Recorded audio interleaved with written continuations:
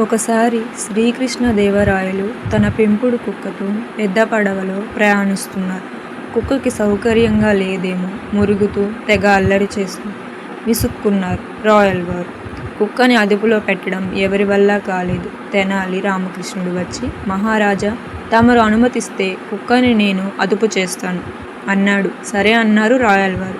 వెంటనే తెనాలి రామకృష్ణ ఆ కుక్కను తీసుకుపోయి నదిలో పరేశారు.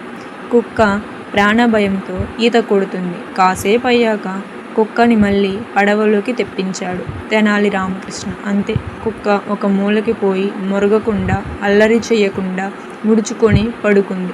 ఆశ్చర్యపోయిన రాయల్ వారు, ఏం మాయ చేశావు రామకృష్ణ అని అడిగారు. రామకృష్ణ నవ్వేసి, మహారాజా, లోకంలో అందరూ తానున్న స్థితికి తృప్తి పడకుండా ఇంకా ఏదో కావాలని ఆశపడతారు. నీటిలో పడేశాక అంతకుముందు తనెంత సురక్షిత ప్రదేశంలో ఉన్నదో అర్థమయ్యి కుక్కకి జ్ఞానోదయం అయ్యింది అన్నాడు. అలాగే మన పిల్లలకు ఇన్ని సౌకర్యాలు కల్పించినా వాటి విలువ అర్థం కావడం లేదు. కావున కష్టం యొక్క విలువను గురించి తెలియచేయాలి.